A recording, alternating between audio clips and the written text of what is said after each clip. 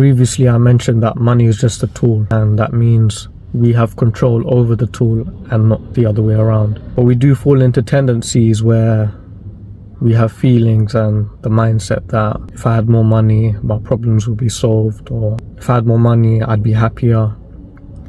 And you know, we feel these things as humans, and that's okay. The tool doesn't have power over us. Again, we have power over the tool. But I wanted to share a message more towards the Muslims about money. You see, we all desire more money. We all want more money.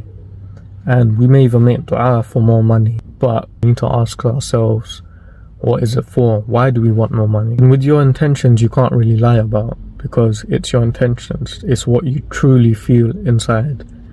Intentions consist of truth within. You cannot lie about your intentions.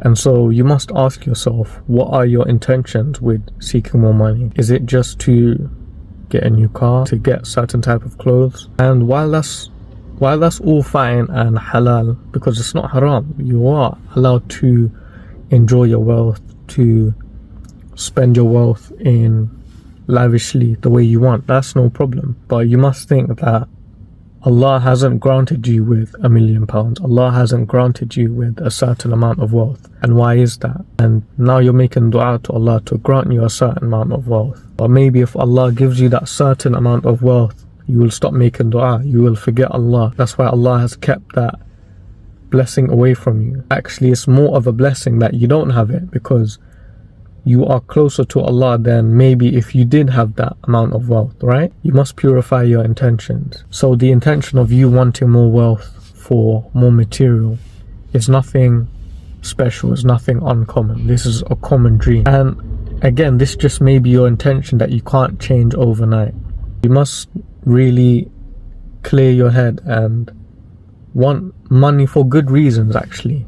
And again, not that it's bad reasons, not that you want it for yourself, not that that's a bad reason, but in all truth, that is a small ambition. That's an ambition that everyone wants. It's a common ambition. An ambition is where there is a unique goal, a unique task, a task that's not easy, and a task that is hard to achieve for everyone. And that ambition is whatever it may be. Purify your intentions. Tell yourself in your heart that, I don't know, you want to help your family, you want to create a community, you want to create a brotherhood, you want to create a business to help other people, to employ the unemployed, or create a charity. You know, have bigger ambitions, have the mindset that you really want to do good things, because Allah will question you on what you did with your wealth. And so you should have pure intentions, and your intentions may just be you want that certain car, that certain house, and you can't lie to yourself that, oh, all of a sudden you want to build a charity, you want to do something good. But it's a journey within yourself that you have to find within your heart if you truly want to do it.